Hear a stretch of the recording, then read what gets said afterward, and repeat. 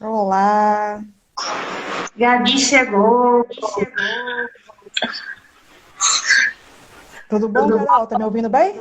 Tudo ótimo, e contigo? Tudo ótimo, né? Na medida do possível, né? Diante desse cenário que a gente está vivendo. Né? Não, é. A gente fala tudo ótimo já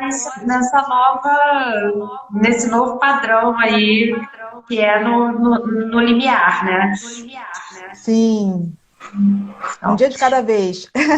exato.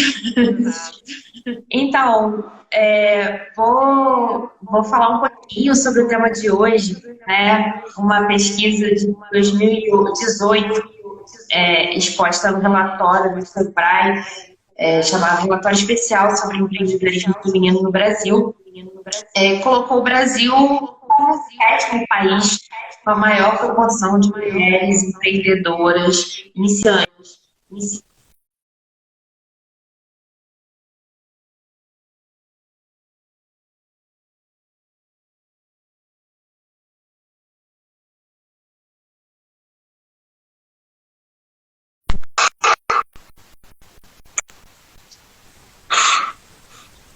Oi, Gabi?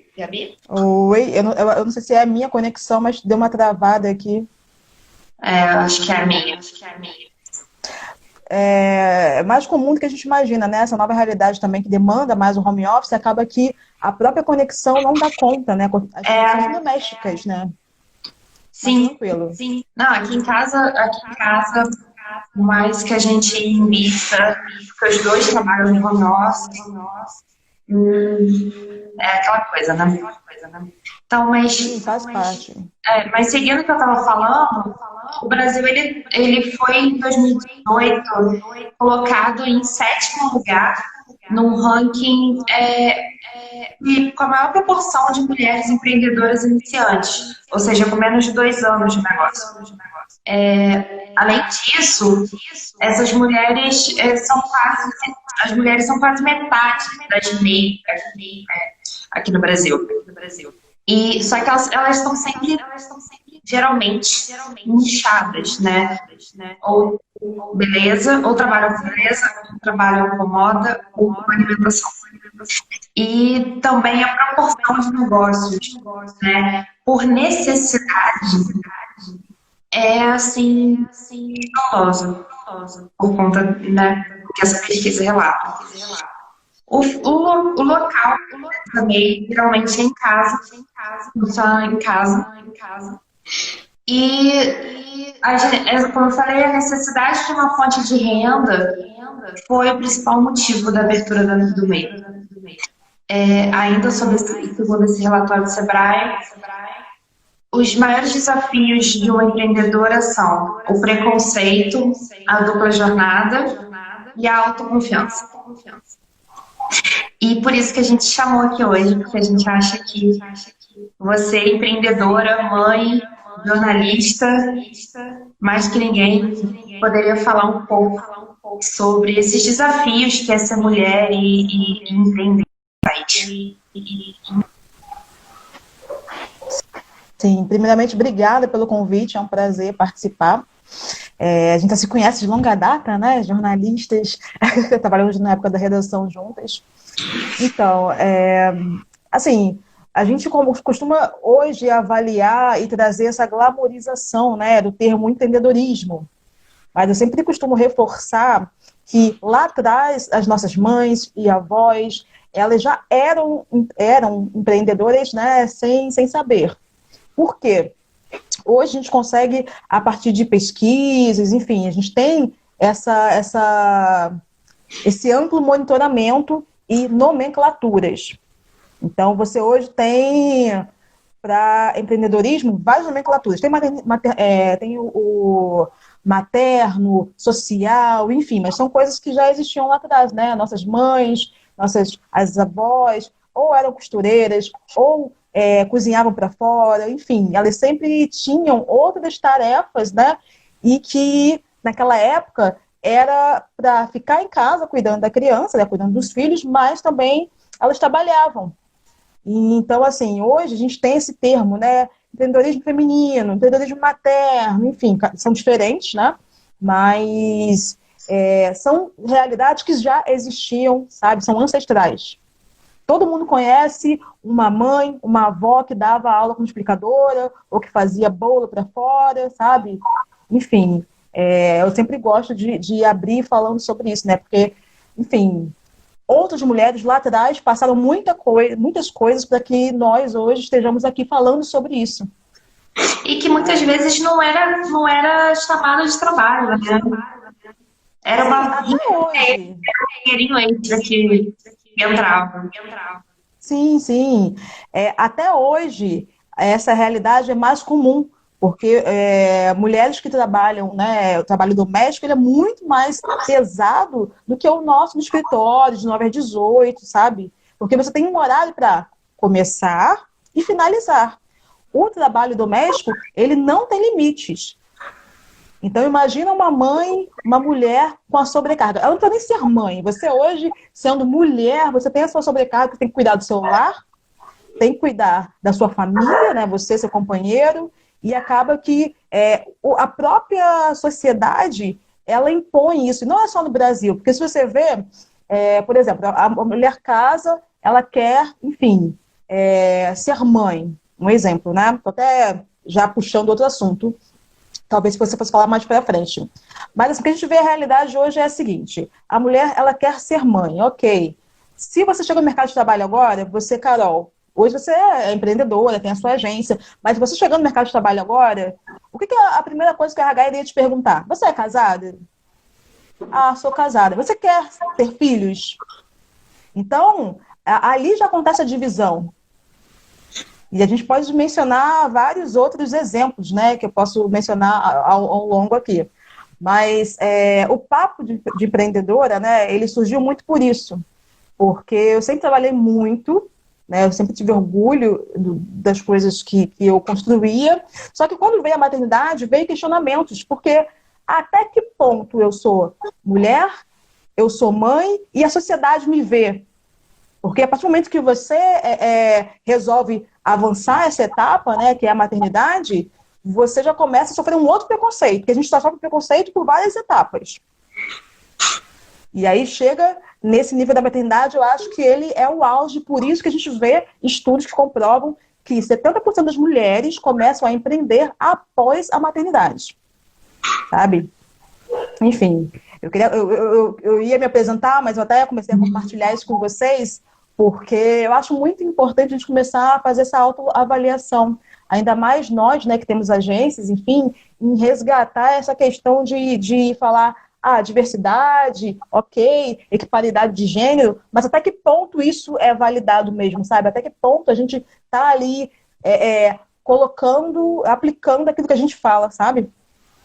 Sim. Acho que é muito, muito importante a gente exercer, não só falar, mas no dia a dia, trazer, avançar nesse diálogo.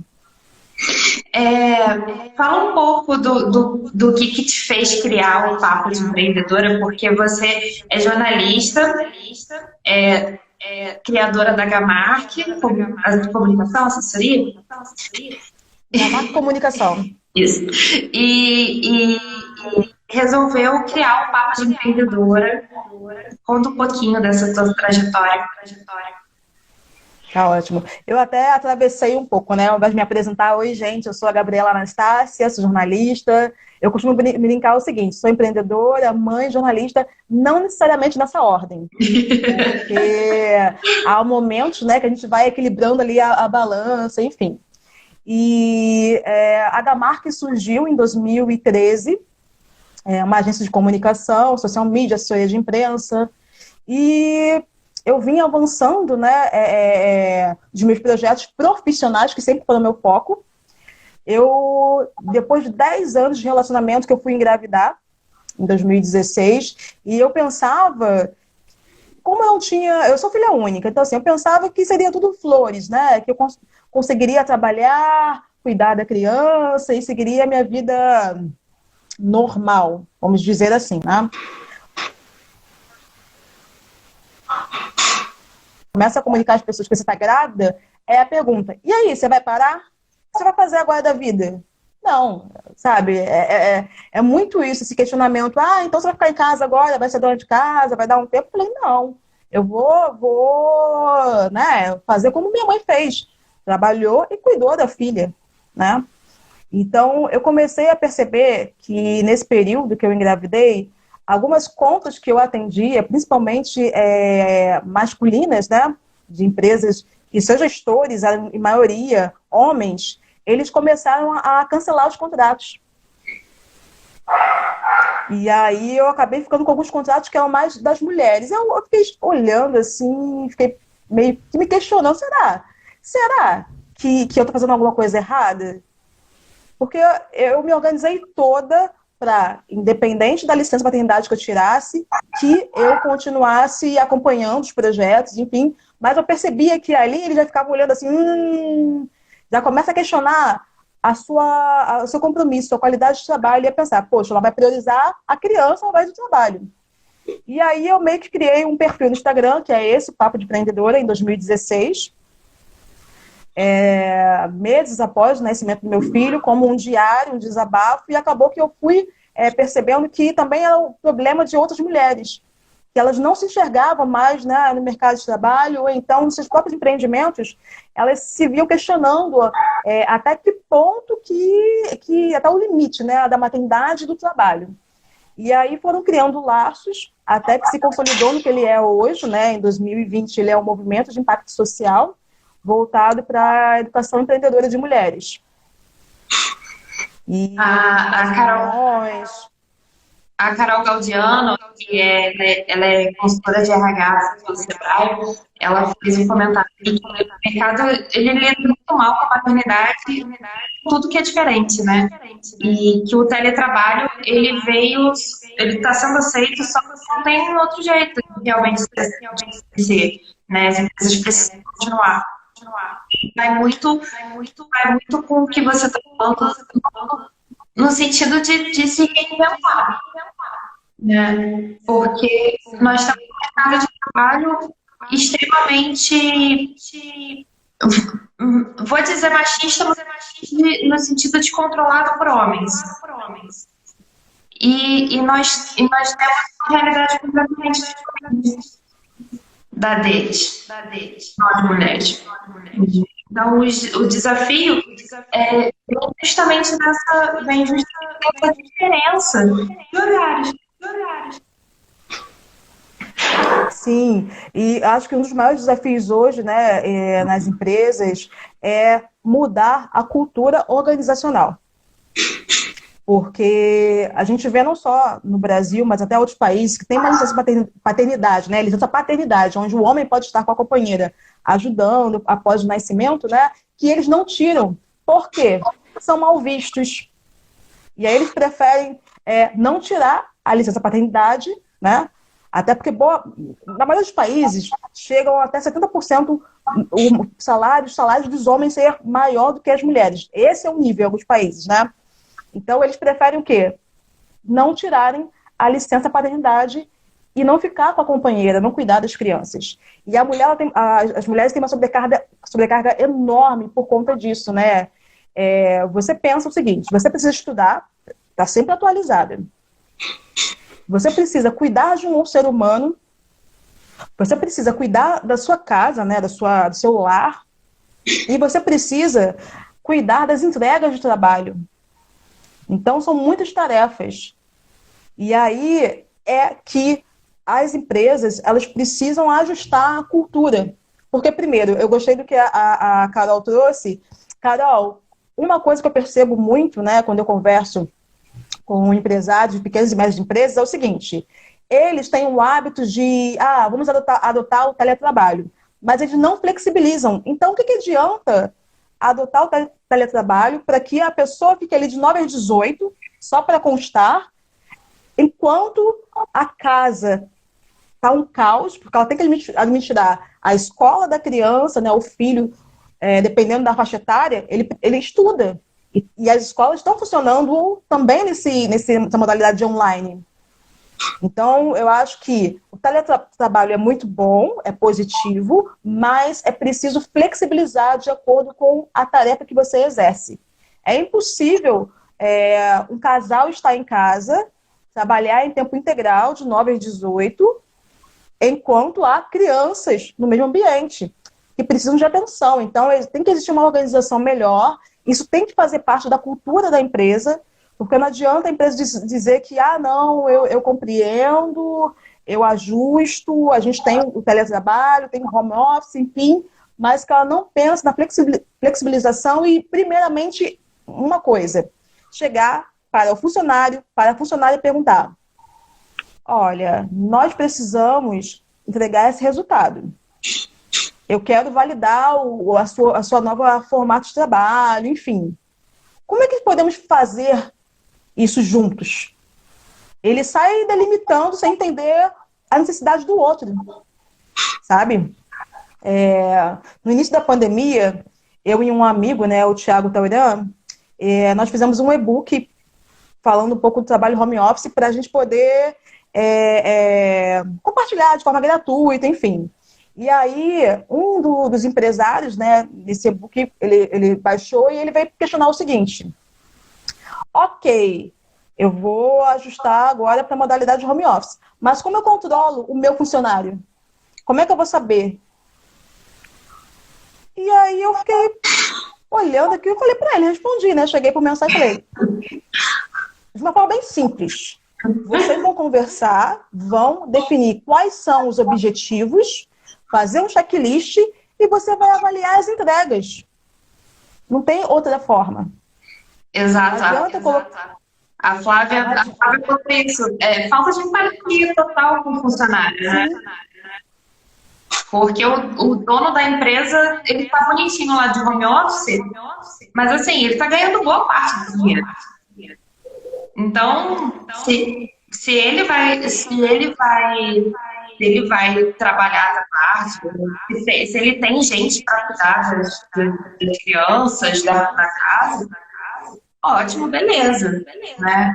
Mas os funcionários, principalmente as mulheres, elas têm essa dupla jornada, né? Elas vão estar em casa, com o marido em casa, provavelmente vai ter que parar o que está fazendo para fazer almoço, para limpar a casa, para dar comida para o filho, para dar banho no filho, para ajudar na lição de casa. E o empregador, ele não entende isso. E quando você traz isso para o empreendedorismo, né, a visão não muda tanto. As pessoas acham assim: nossa, eu vou empreender, eu vou ter o meu horário, eu vou ter o meu tempo, vai ser do meu jeito, a empresa vai ser minha. Mentira, tu tá nela. Essa dupla jornada continua. Sim, continua. Eu falei, né, em relação ao empreendedorismo feminino, mas é muito engraçado que as mulheres, elas começam a empreender, boa parte por necessidade, né? E elas acabam não tendo foco. Uma das queixas que eu mais ouço, né? Gabriela, eu não consigo me organizar financeiramente. É por isso, porque ela não consegue separar o que é dela, o que é da empresa. Então, assim, existe todo um trabalho, né, de você até vencer crenças, sabe? Porque uma das coisas que a gente sempre ouve é o seguinte: dinheiro é sujo, não sei o quê, não vamos falar sobre isso. Então, assim, a gente precisa falar sobre dinheiro, precisa falar sobre burocracia. Tem muita gente querendo ser empreendedor, mas se esquece do básico, que é abrir uma conta PJ, que é entender o que ele precisa para começar, não fazer gastos, sabe? Ter uma organização financeira, tem aplicativo para isso, tem planilha para isso, muito material gratuito para a pessoa estudar, porque ele precisa entender, antes de tudo, dinheiro, sobre dinheiro. Não ter vergonha de perguntar, de questionar e de estudar. Porque quando você vai empreender, tem muitas coisas, sabe, que você precisa se organizar. A financeira é a base, porque você pode ter o melhor produto, mas se você não consegue ter um planejamento financeiro e uma estratégia da sua empresa, não consegue seguir, sabe, avançar. Então, é muito importante que as pessoas, elas avaliem, façam sim um plano de negócios. Eu quero começar a empreender, perdi meu emprego, vou pegar o dinheiro que vou sacar aqui, vou fazer meu CNPJ, ok. Mas se organiza. dessa grana que você tem, separa uma parte para você, realmente, para a empresa, e uma parte para você se manter. Porque até você conseguir lucrar, vai demorar. Até você conseguir organizar a sua vida financeira, vai demorar. Não pensa que vai vender de um dia para o outro, que existe fórmula mágica, sabe? Não existe, não existe. E sempre que possível, procura um contador. Sempre que for possível, procura um especialista. Não sei, peça ajuda a quem sabe. Acho que Inclusive, é pedir ajuda.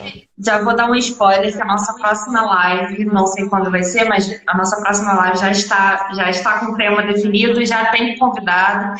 E vai ser justamente sobre isso, as coisas práticas para você empreender. Vai ser com uma contadora e a gente vai falar justamente sobre essa parte burocrática. O que eu tenho que fazer? Quero empreender e agora? Né? Então vai ser mais ou menos isso. Já estou dando um spoiler da próxima. A Graça, minha mãe, disse que ela sempre falou isso, que o horário de trabalho é secundário, que o que importa é a entrega. E eu herdei muito esse pensamento. A Flávia falou que as pessoas romantizam muito o empreendedorismo, mas quando ele nasce na necessidade, a jornada é muito mais difícil. E a Rafaela falou justamente isso, que as pessoas acham que nunca precisam de um contador, mas que na realidade precisa muito, porque foi o que você falou. As pessoas não têm educação financeira. Sim, e é uma coisa que vem da infância, Carol. Eu não sei, assim, como é que foi a sua criação, mas dependendo da criação, você sempre ouviu isso.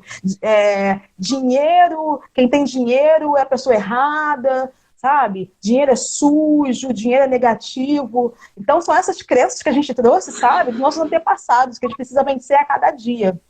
A primeira dela é, desde pequeno, sim, sempre que possível, você se educar financeiramente e trazer isso para a sua próxima geração, sabe? Fazer com que a sua próxima geração, é o seu legado, fazer com que eles tenham essa conscientização, porque começa em casa. Não adianta querer que a escola faça, enfim, que tenha incentivos públicos para isso, vai demorar. Então, esse primeiro passo tem que ser de você, da sua família, você conversar em casa com seu filho, com seu companheiro, sabe? E ter essa conscientização de divisão de tarefas, sabe? De entender, olha, a gente tem valor X, aqui vai ser para conta, aqui vai ser para investir, aqui vai ser para, sabe? Tem que ter. Uma das coisas que eu falo pessoalmente em 7 anos de Gamark Comunicação, completei agora em abril, o primeiro ano que eu tive de fato, sabe, lucro, podemos dizer assim, foi de um ano para cá. Que eu consegui me organizar financeiramente, que eu consegui entender precificação, porque lá atrás, né, eu fui muito como referência do mercado, tal, vou fazer assim, assim, mas aí eu olhava, cara, ok, paguei minhas contas, né, mas paguei as contas da empresa, sobrou alguma coisa? Não fechava. E aí eu comecei a estudar mais sobre isso, né? Até porque foi uma demanda. Toda vez que eles fazem encontros do papo, sempre surge essas demandas. E eu não sou a minha expertise não é essa área. Então eu procurei parceiras, né? Para que pudessem estar trazendo esses conteúdos. E aí eu fui aprendendo também. Porque é isso, a gente vai estudando. Você pensa que você vai acertar de um ano para o outro? Não, gente, demora. Até você arrumar a casa, demora. Até você ter consciência que, ao invés de você gastar naquela viagem, você podia ter pego aquele dinheiro e guardado para uma reserva financeira, começado a investir, sabe? Demora. Você vê ali, que legal, sou empreendedora, estou começando, deu certo, sobrou uma grana, opa, vou viajar, opa, fazer isso, fazer aquilo.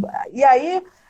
quando cai a ficha, você percebe, cara, cadê meu patrimônio? O que eu fiz? Sabe?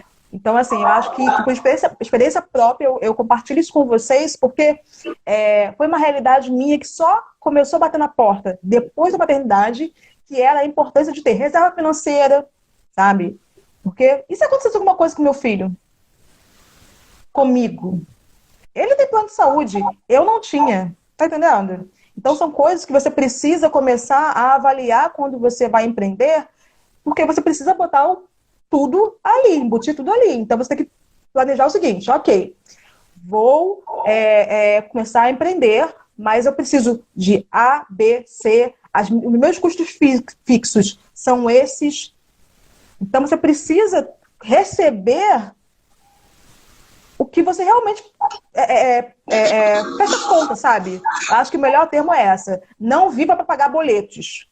Você tem que ter uma organização no nível de você conseguir fechar a conta e sobrar alguma coisa, que é para você começar a investir. E investir, quando eu falo, investir em bolsa, não, gente, é uma reserva financeira. É um plano de aposentadoria, sabe? É pensar a longo prazo. Não pode contar mais com o governo, com nada disso, entendeu? Então, os empreendedores hoje, a gente vê muitos não pagando MEI, uma taxa pequena. Né? Porque boa parte dos empreendedores, eles são MEIs. E aí, eles não fazem dever de casa, que é pagar o DAS mensalmente. Sabe? E é engraçado que quando a gente vai estudar minimamente e a gente vê algumas coisas que facilitam para você empreender, como o mês, né? Você paga 50 e poucos reais por mês, né? Você tem umas certas regalias. E mesmo assim, mesmo com essas facilitações, essas facilidades, a gente vê gente se enrolando, a gente vê gente que fica perdida, né? E eu acredito que essa educação, além do preconceito, além da dupla jornada, né, e da falta de confiança em si mesmo, né, eu acredito que essa coisa de você não ter essa educação financeira, não ter esse esclarecimento, acaba que as mulheres, principalmente, que são a vida inteira tentadas não precisa se preocupar com isso, não precisa se preocupar com dinheiro. São prejudicadas. Sim. Essa falta de confiança, além de todo o preconceito, além de todo o cenário por trás, vem da falta de preparo. Concorda? Sim. É uma coisa muito recorrente, né, que eu acho que a gente precisa avaliar com carinho, é isso. A gente está começando a falar, a gente fala muito, empreendedorismo, ok, mas a gente esquece que isso aí é resultado de uma precarização do trabalho. Porque boa parte das pessoas, né, elas não são mais CLT, não têm seus direitos, e aí elas acabam fazendo o quê? Vou abrir um CNPJ. Enfim, empresas, elas ao invés de contratar CLT, a PJ para emitir nota. E as pessoas começam sem ter esse cuidado, esse zelo. A gente fala muito pela nossa própria área da comunicação, né? A gente, enfim, somos jornalistas. Eu me formei em 2013, não sei você, mas quando eu me formei, eu já falei, cara, eu vou fazer meu MEI porque boa parte das vagas do mercado são voltadas para isso. Eu já trabalho na área desde 2011. Desde 2011. E aí, em 2013, me formei, já abri a Gamark. Porque é isso, boas vagas até, eles pedem PJ. Então, existe essa glamorização do que é empreender. E, na verdade, você às vezes empreende, não é porque você quer, porque a empresa exige, sabe? Olha, eu vou te encerrar o teu contrato aqui, CLT, e eu vou pegar você como PJ. A Reden surgiu assim. Eu, ano passado, eu estava em Lisboa e eu fui demitida do E um dos motivos de ter sido demitida era porque eu estava abrindo eu tinha aberto o CNPJ, referente lá, para tratar os meus freelas. Mas eu tinha, sei lá, 2 freelas. Não pagávamos. entendeu? Mas na época eu estava morando com meus pais, estava fazendo mestrado, e quando eu decidi voltar para o Brasil, eu olhei o mercado de trabalho e falei assim, cara, eu não vou entrar nisso. Eu vou continuar, vou abrir uma MEI e vou tocar. Quando foi em abril, a Raíssa, que trabalha tá comigo na Reden, ela foi demitida por conta da pandemia. Ela mirou o cabeção e falou assim, o que eu vou fazer? Eu falei assim, cara, vamos trabalhar junto.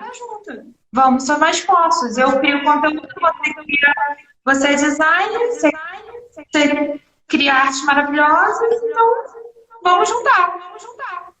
E foi assim que renasceu a Reden. Entendeu? Então, assim, a gente não resolveu empreender porque a gente acha lindo e nosso sonho. Não, a gente resolveu empreender por necessidade, porque a gente se viu de mãos atadas. Sim, sim. A nossa área da comunicação, a gente costuma dizer que é muito, às vezes, injusta, né?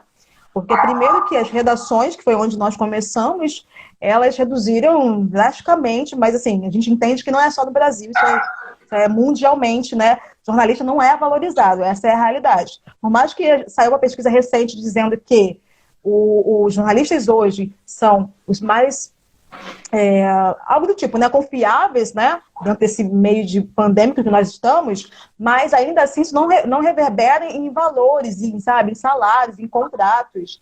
Então, assim, o que eu percebo tem muito jornalista, publicitário, enfim, que começa a empreender. Eu vou criar o CNPJ. E aí ele não se organiza no sentido de organizar as notas, precificação. Quando ele vê, ele não está pagando DAS, e aí ele, às vezes, está faturando uma coisa que não é realidade, porque ele não se controlou, e aí ele já está avançando, saindo de MEI, já avançando para uma outra etapa. Agora, no final do ano, nós tivemos quem é MEI e trabalha com comunicação, tinha uma nomenclatura ali, que é uma categoria que era muito usada, que era marketing direto. E aí... Não sei se você chegou a pegar isso. E aí... Não, eu criei a MEI depois dessa mudança. Né? Então, assim, quem não mudasse até determinado período, ou iria cair, né, iria ser cancelado, ou iria avançar, porque você não poderia estar mais com marketing direto. Uhum. Teve gente que não se atentou para isso e acabou saindo de MEI e indo para microempresa por conta de não ter ajustado isso. Sabe? Então são pequenos detalhes que a gente é muito bom o quê? Criação, sabe? Produção. Nós somos muito criativos, sabe? Quem é de comunicação, assim, eu amo fazer, criar, conversar, contar histórias, mas a gente não é bom em fazer contas. Nós não somos bons em fazer contas, em organização de burocracias. É por isso que está na comunicação. Entendeu? Porque, então, assim, eu vejo muito, né, às vezes alguns amigos da área vêm conversar comigo e falar assim, Gabriela, poxa, eu tô tão triste, assim, o contrato, os meus contratos não estão conseguindo pagar minhas contas, sabe? E eu pensei que eu fosse trabalhar por conta própria, que eu iria ganhar mais, que eu iria estar, sabe, tranquilo, meu bem. Não é assim, sabe? Não é assim. Essa não é a realidade. A gente precisa estudar muito e principalmente aprender a conversar, trocar, sabe? Eu acho que está faltando hoje em dia, na verdade, em todos os mercados é isso. É tirar um dia para perguntar, e aí, Carol, que estratégia você usa em sua agência, sabe? Você usa aplicativo financeiro? Pô, como é que você está fazendo a sua nota fiscal? Como é que, sabe? Precisa de ter esse diálogo, esse compartilhamento de ideias, de dúvidas, sabe? Essa interação. E é isso muito que a gente faz no papo, que é reunir uma mulherada e a gente conversar sobre diversas questões do nosso dia a dia. Burocracia, comunicação. Agora a gente está mudando um pouco para o online, né? Tentando converter do online, porque era tudo presencial. Graças a Deus eu tenho uma anja aí, que é a Rafaela, agora que tira todas as minhas 10 horas da noite, eu mando mensagem pra ela, Rafaela, pelo amor de Deus, me salva. Me tira uma dúvida, eu acho que eu fiz merda. E aí, graças a Deus, eu tenho que com quem contar, assim, de início, mas muito porque eu já tenho essa cultura, né? Meu pai é microempresário há muitos anos. Então, assim, eu fui inserida muito cedo nessa cultura de empreendedorismo, de negócio, mas e vi muita coisa dar errado também.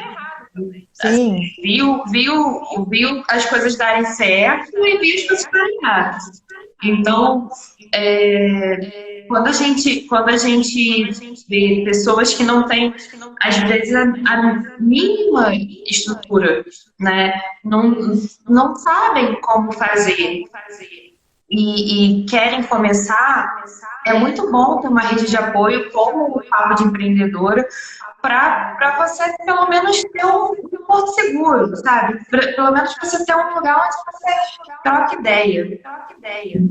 É muito legal, parabenizo a sua iniciativa, porque eu acho muito importante, falta muito no mercado, falta muito a gente ter essa rede de apoio, né? E voltando um pouco para o papo de maternidade, você teve algum caso, além do que você falou que você teve os contratos cancelados. Você teve, além dos contratos cancelados, você teve algum outro tipo de preconceito nesse sentido da maternidade? Ou de nem começar a pessoa saber que você era mãe e não escolheu a gamar, ou alguma outra situação?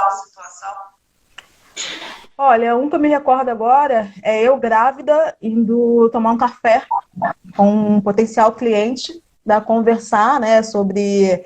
Enfim, já tinha conversado por telefone, ele tinha gostado, pediu para tomar um café, ok. Cheguei lá, eu com barrigão de 8 meses, né? E aí ele ficou olhando assim, assustado, sabe? Eu acho que as pessoas se assustam com mulher grávida. Acho que é meio intimidador isso, enfim.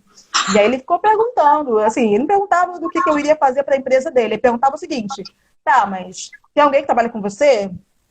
Como é que você vai fazer depois que você tiver o neném? Sabe? Perguntava coisas pessoais, que não diz respeito a ele, mas eu respondia de boa e tal. Até que chegou um ponto que eu falei: olha, eu entendo a sua preocupação, mas independente da maternidade, eu sou uma jornalista, eu sou empreendedora, eu sou uma pessoa que eu entrego aquilo que eu me comprometo. Então você não se preocupe com as suas entregas, sabe? Deixei bem claro isso para ele. Acabou que ele não fechou, mas eu percebi que ele ficou um pouco intimidado pela barriga, sabe? Isso o quê? 2016, bem próximo. Entendeu? As pessoas, elas meio que... Eu não sei, eu acho que eu costumava brincar o seguinte. Primeiro que eu evitava sair de casa, porque foi o auge da Zika, né? Então eu só marcava a reunião no último, sabe? Assim, não tem jeito não de ser online? Tá bom, eu vou. Eu tentava minimamente sair de casa, porque eu ficava com muito medo, era o auge da Zika, enfim, eu estava bem, bem tensa. Então, assim, eu tentava marcar tudo online, mas quando não dava, eu ia lá, conversava, tomava um café. Quando eu era mulher, recebia de forma diferente. Perguntava: que legal, qual é o sexo do bebê, para quando, né? Você percebe uma empatia, um acolhimento. Agora, homens, é mais comum com homens, né? Não todos. Mas eles têm essa preocupação do que você vai conseguir entregar, se você vai conseguir resultado, sabe? Tem você vai dar conta. Se você vai dar conta. Tem esse preconceito também. E preconceito também que a gente sabe, né? A gente vê. É perceptível. E recentemente eu estava fazendo um texto para um cliente sobre saúde mental na pandemia. Saúde mental dos colaboradores. E uma das coisas que eu achei nas minhas pesquisas, assim, era que as mulheres, elas têm 30% de chance a mais de ter burnout, né? De ter um estresse por conta de trabalho, e piorou isso na pandemia, porque justamente ela está dentro de casa, ela tem que fazer tudo ao mesmo tempo. A jornada ela não é mais dupla, ela é única, né? Ela está fazendo tudo ao mesmo tempo e esse estresse por conta de trabalho está afetando cada vez mais as mulheres, está afetando cada vez mais, né, empreendedoras, porque o lugar, a boa parte, como diz a pesquisa do Sebrae, trabalha dentro de casa. E trabalha nesses nichos de beleza, moda, alimentação, né? Você vê que não são nichos de negócio, né? Não é uma cultura de empresa. Provavelmente é a cabeleireira, é a manicure, é a que faz comida para fora, é a que vende roupa, costureira. Então, essas mulheres que, como você falou no início, já faziam isso, né, com as nossas mães, nossas avós, nossas tias, né, hoje estão recebendo esse nome e a glamorização, mas mas as pessoas não enxergam. Empreendedora, olha que legal, parabéns. Mas e aí? Vou falar 2 pontos, né? O primeiro é o seguinte: o que acontece muito é você olhar para a grama do vizinho. E aí a mulher, ela vê, cara, aquela mulher lá dá conta, faz tudo, por que eu não consigo? É outra realidade. Eu acho que tem que pensar isso, é outra realidade. Você não pode querer ter a mesma realidade da influencer. Então, tomar cuidado com pessoas que você segue, porque isso também é tóxico, isso também ajuda a mexer com a tua saúde mental, né? Enfim, influencia a tua saúde mental. E a segunda coisa que eu aprendi na marra é que rotina, independente se você é empreendedor, se você trabalha numa empresa corporativa, rotina é fundamental. E a rotina que eu falo não é nada muito complexo, não. É você principalmente ter um tempo para você. Isso eu aprendi na marra, de ter um tempo para você. Porque você tem tempo para quê? Para casa, para o filho, para a empresa. A conta nunca vai fechar, desculpa, a conta nunca vai fechar. E a partir do momento que você vai, eu casei, ok, já soma mais, sabe, no teu saldo. Eu tive filho, já soma mais no teu saldo. Então, isso nunca vai fechar. O que você tem que fazer é encontrar um equilíbrio interno, sabe? É buscar um equilíbrio interno, porque as nossas mães, né? Elas pareciam mais fortes. A gente sempre tem essa percepção, né? Nossa, mas a minha mãe dava conta. Cara, você não sabe o que ela teve que engolir ou que ela escondeu, omitiu para não transparecer para você. Porque a gente hoje fala em saúde mental. Mas naquela época, isso era visto como outra coisa. Né? Piti, ficou louca, sabe? Hoje a gente dá nome de bonitinhos, mas naquela época o julgamento era muito maior. A gente fala que hoje, com as redes sociais, os julgamentos são grandes? Não, naquela época era muito maior, porque a sociedade, para aquela mulher, principalmente se ela fosse mãe solo, sabe, era muito pesado. Então, assim, primeiro que eu digo cuide-se, ache um tempo para você, porque não adianta você querer organizar tudo e esquecer de ter um momento seu, sabe? Agora mesmo, eu falei pro meu companheiro, falei, amor, vai ali na sua mãe, leva o nosso filho, né? Falei, vai ali na sua mãe, leva o nosso filho, é pertinho, vai lá, porque é um momento que você precisa tirar para você, sabe? Eu tenho uma rede de apoio. E isso também faz falta, a rede de apoio. Né? Eu acho que também te tira um pouco do chão. Eu, quando começou a pandemia, eu fiquei um pouco sem chão.